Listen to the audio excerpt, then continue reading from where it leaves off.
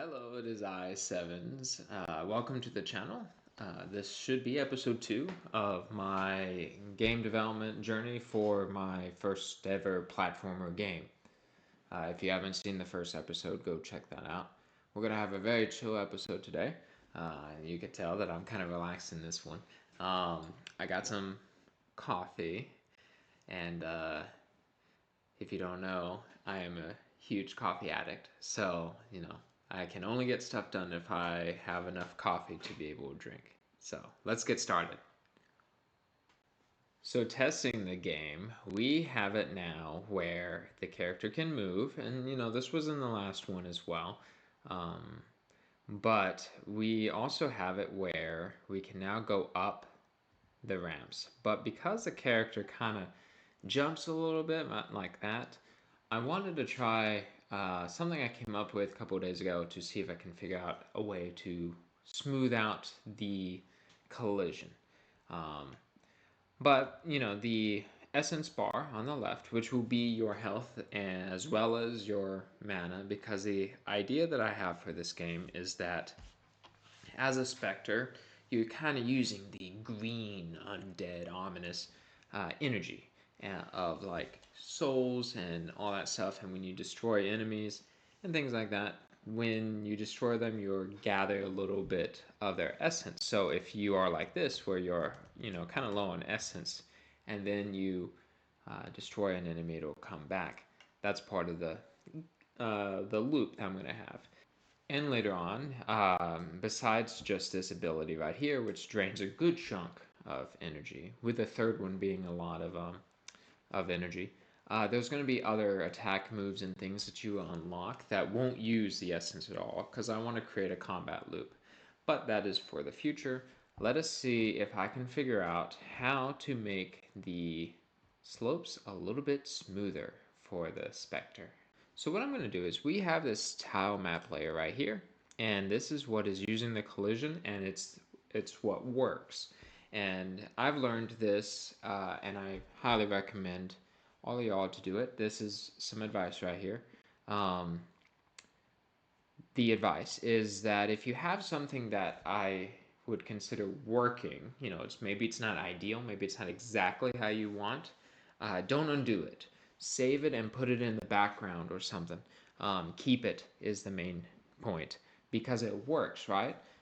So I'm going to make another tile map layer to try out this idea I had to smooth out the collision. The same can go with scripts, where if we pull up the player script, I have this comment section, and I'm still trying to be really good at commenting and uncommenting stuff. But like right here, resets max speed back to 90 when on floor. That is something that I need to keep up with because the max speed, is right here. So, yes, that is something that I have to keep up with. In fact, let's see, max speed is 90 right here, times max speed minus slowdown speed. I don't actually think we need to do anything for that. So I think this is a bad example, but basically if I needed to reset it, comment it out so that you know what it is. I don't actually need this because if I erase this, the idea is your little specter dude moves right now at 90, and then when you attack, you're slower. And then you move. Yeah, you're good. I know, it looks like you have destroyed, the animation for perishing has happened. But yeah, so we are going to save this tile map layer, and we're going to create another one. So Control A, tile map layer. Yes. Label this one as test because I want to make sure that, it works and everything. And I haven't used tile map layers a lot, so we're going to try and figure this out as best as we can. So the issue I had before, let's see, we need to put the one up here as well. So the issue that I had before, more or less, is that this would be flat, and that's fine. The problem I had before was that it wasn't a straight up diagonal slope. So we need to figure out how to make these two blocks that you see, the one in the bottom left and roughly the one in the top right, go equal, connect equally to each other.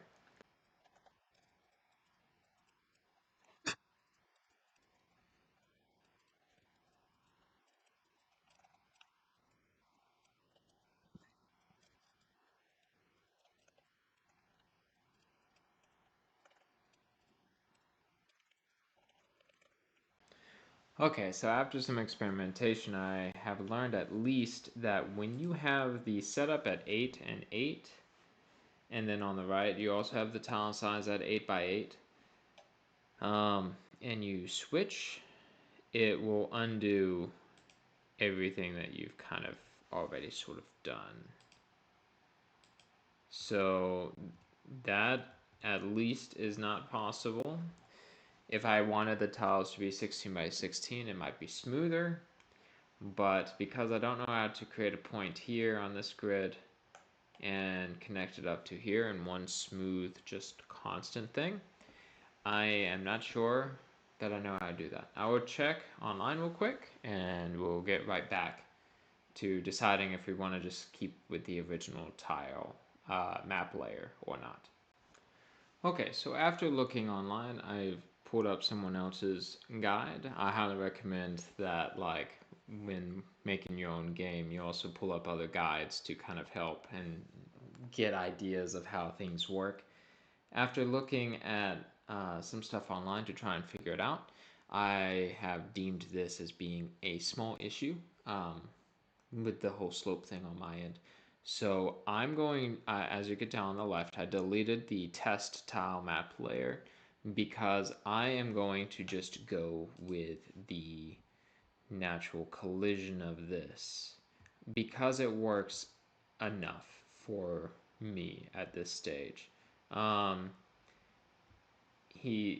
Spectre still looks like he's floating, which is fine.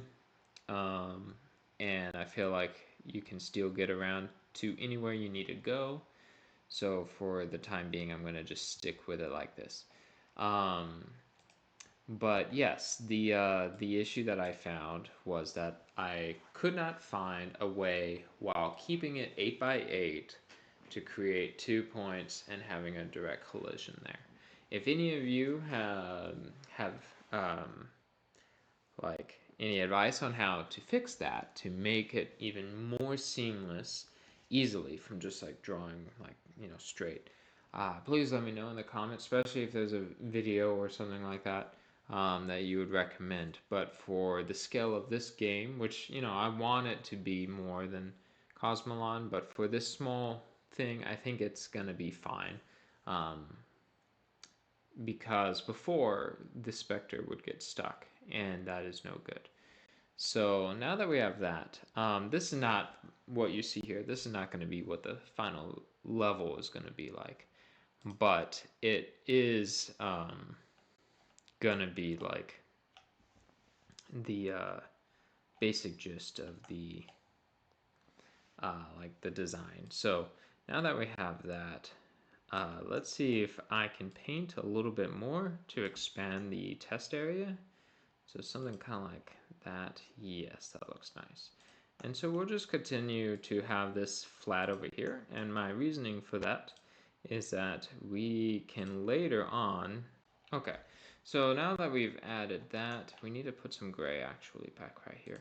I see that now. I know it's because of my art background. I'm very particular about seeing some of this stuff. But I want to make sure that you guys have some cool things to see while we do this more laid back style video. And I do want to make a good testing area. And I'll explain my rationale in a second. So, okay. So my rationale is we have this zone right here. And obviously, it's incomplete because you can just fall and stuff. But we have a couple scenarios here where in the future, in later videos and stuff, we have it where our character can go up, can go down, can go over here. It's flat to test enemies, and then boom, edge right here. And I wanted an edge because when we have an enemy, obviously we're not moving, our specter is staying still. But when we have an enemy, I want to make it where the enemy with their own collision will also stop. And then if the enemy, let's pretend that the specter right now is an enemy. If the enemy is chasing us, I want to see the enemy go up the slope, or like come down a slope and then stop right here. It also creates like a nice little, essentially a giant pit that we can test different things in.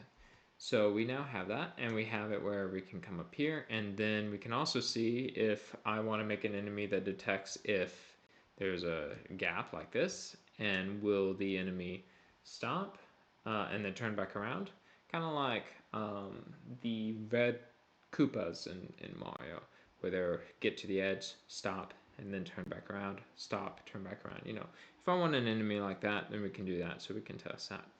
So I think we got this covered right now as a nice little test zone for our game.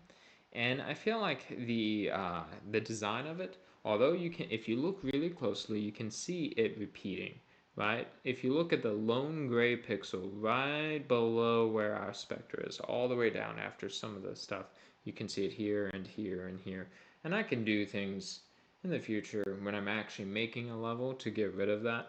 But fundamentally, with these tile maps, they will repeat, and we want them to repeat, because if every single tile was super custom made, then that would take a lot of time, and I don't really want to do that. So we have that, and then let's see here. I know that I added one other art asset. Okay, so to wrap up, what I'm going to do now that I found the thing is, one of the big selling points that I want to have in this game is I want to have it where everything plays out in an interesting kind of way. So what do I mean by that? Well, I have a bush tile that is going to have its own node right here. And the idea is I'm going to have it where every kind of like aesthetic thing will have its own script and play separate animations for that. So we're going to nickname this for now Frozen Bush. And then we are going to first make it. So we need to create a new sprite frame. And then this is, well, this is a temporary name. We'll call it Bush1.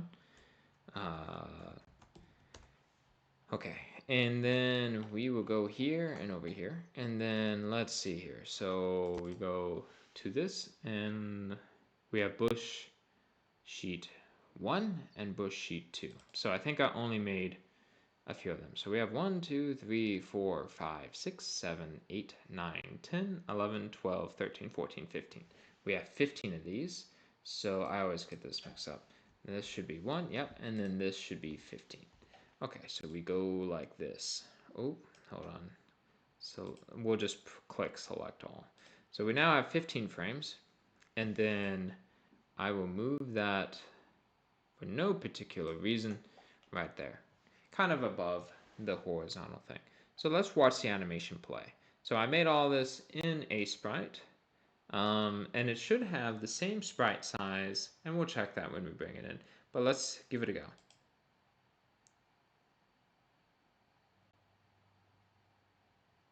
That's pretty, I like that. And just because we're silly, let's see what 30 FPS looks like. Way too fast. Yeah, way too fast. Let's see what 7 looks like. There's a frame where it seems like it's slow, right? Is it just me? Much better. I don't know why there was that weird frame there. So there we go. And we'll put it at 10. All right, cool. So we have that squared away. Oh, hold on. We will put this, let's see. For now, we'll put it in the scenes. And this will be a frozen bush. And now we're going to give this a script. Because again, I am crazy about that. I'm going to give it a class name. Let's see. I'm learning about class names. Please let me know also in the comments if you can give me a simple explanation of what a class name is. I kind of know that it refers to like a group of things, I feel like, but I'm not quite sure. So foliage, there we go. We'll call it a foliage. We'll name this random animation. And then right here, we need to create a variable for it. So the frozen bush is called that.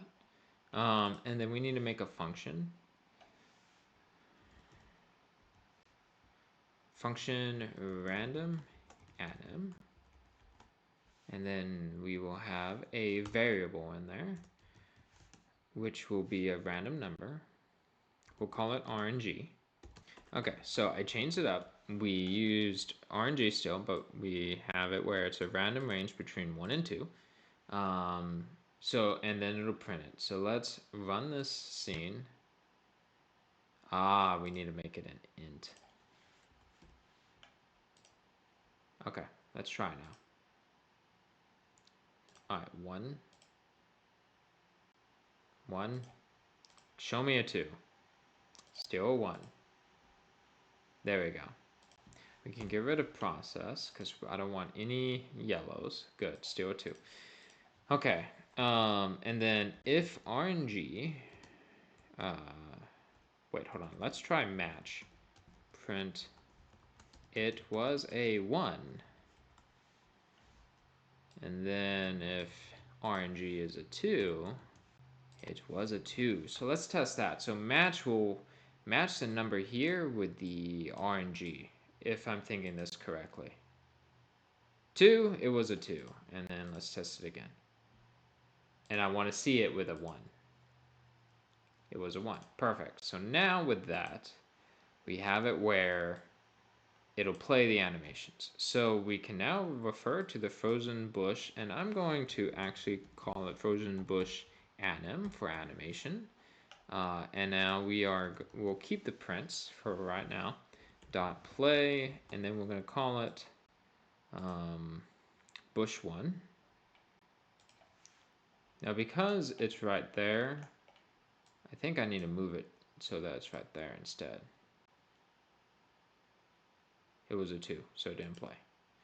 And it's also, really small. So because of that, I need to create a camera 2D on it so that we can actually see the thing. This would be temporary. There we go. It played the first one. All right, so cool. And let's see, do it again. There we go. Isn't that nifty? So next, we're gonna go back. But it won't play anything right now if a number 2 is called. So because of that, we need to go back here, and we're going to add another animation, and we're going to call this bush 2. And we're also going to deactivate the looping, and I'll explain why in a second. And then we're going to go with this, and 1, 2, 3, 4, 5, 6, 7, 8, 9 frames for this one. 1 vertical, and then 9. Perfect. Select all, add 9 frames. Look at the thing in 2D. And let's play this frame to see what this one does. I don't remember. So it moves. Let's see if we bump it up to 10, how it looks. Okay, let's try 15. Too fast. Let's try 12. And let's try 8. 8 seems pretty good. So we have 2 sets of frames. We have bush 1 where it'll do this, and we have bush 2 where it'll do this. Just kind of moves, jiggles.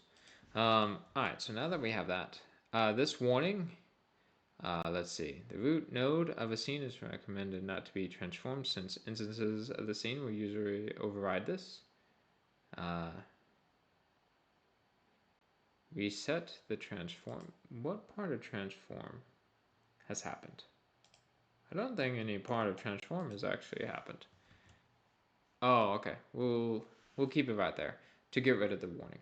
All right, but we still have the 2 animations and the camera, but the camera is going to go away because we're only using that so that you can see it. Okay, so we're going to go back to the script real quick, and then we are going to copy this. We're going to put it right here, and then we're going to change it to bush 2. Now they're both playing when one of these numbers are drawn. But now we need to cycle it because once the game starts, it'll run the random anim or animation, and it'll do that. It'll do RNG with a range between 1 and 2, and it's also built in such a way. Let's see. I can increase number range to add more sets of anim frames below, and I'll do that. Each number is a different animation that will play. Okay, but for now we just have 2 because, it takes time with pixel art. So now that we've done that, we can click on this and we can click in the top right and we can do, what is it? Animation finished. Okay.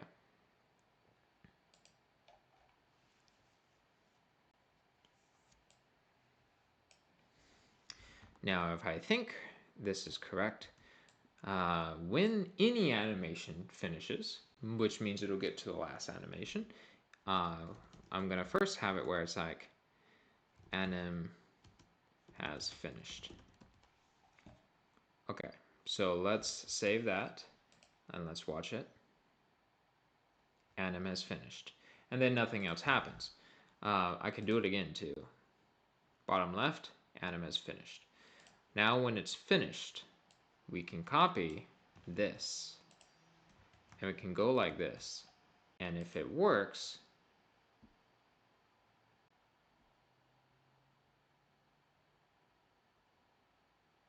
it keeps rolling a 1. So yeah, so this is an example. This is a great learning example. But this is an example where the bush will continue to do more frames. So let's go ahead and add another 2 animation frames. Now, the trick that I'm going to do is going to be a very silly trick. Is I want to have a whole animation frame dedicated to the bush not doing anything. So we are going to, this is me doing it. This is me being silly about it. There's probably a more professional way, but this is going to be bush 3. And it's going to be a way in which we essentially create an idle animation. So we are going to borrow this frame, and we're going to paste it here, and we're going to lower the speed down to 1. And what we're going to do is I'm going to copy it a few times. So that's 6 times. So if I click the inspector and we look at the right, we can see how long it takes. 1, 2, 3, 4, 5, and it stops. Okay. So we can now go back to the script. We can change this number to a 3. And then we can go like this. And then we'll go like so. And then, like so. And then bush 3. Okay. And then if it'll end, it will reset. So let's watch it. 1. Now it's doing nothing.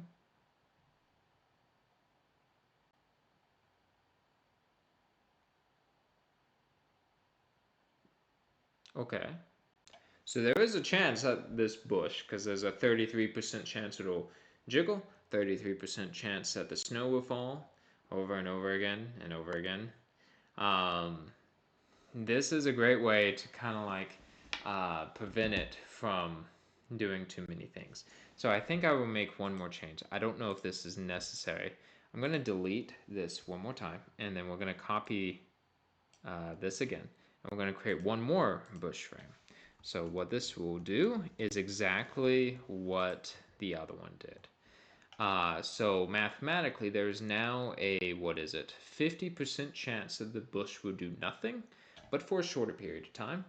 And in fact, I'm going to try it with just 2 frames, because that would be 2 seconds.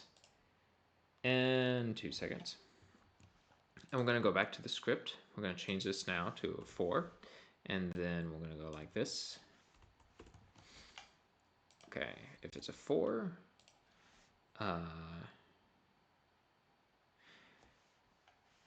actually, we don't even need to create a separate frame.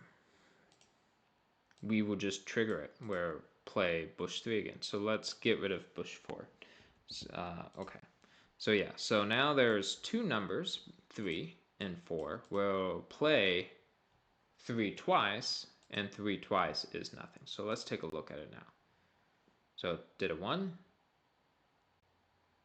did a 1 again, did a 2, did a 4, did a couple. There we go. So they're shorter, and if they do multiple back to back, they're a stack, like what's just happened now. That's 3 instances of 4. So yes, mathematically, it can still happen where it'll keep doing the like that with the snow, but it'll be less likely. So now that we have that, let's add that to our world. So I'm going to create a new node, and this is just my way of organizing it. This is for foliage. And then we are going to find the scene, and we're going to create a frozen bush. We're going to take it and put it right there. Okay. And then the cool thing about this is because everything is made on pixels, I can slide it down. And so I designed this in Sprite to work on this flat ground. So we can go like that. Now, I don't know how it'll be with our little guy, but let's take a look.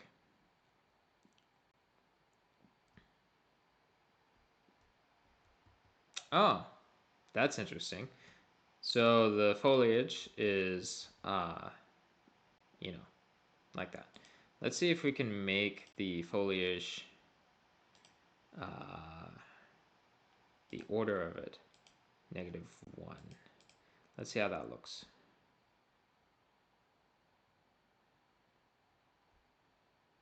Good. So foliage is still jiggling, and it works on the ground. That's really cool. And then I'm actually going to undo the -1. I'm going to, let's see, add another one. And we're going to have one that is, this one is going to be with the order of -1. And then we are going to take this other one, like so, and we're going to put that one right there. And now it's running the print commands.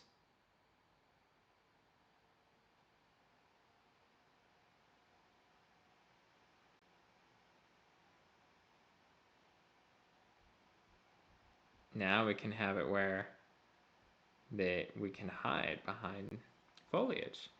That's really cool. I didn't even plan for that, but it makes sense. So cool, awesome. So yeah, and as for the stuff down here, what we can now go do is we can now go back to our script for this, and we can just comment out all of the prints. I'm going to keep it in case I need to test it later, and we can remove that one as well. And then we can remove this one as well.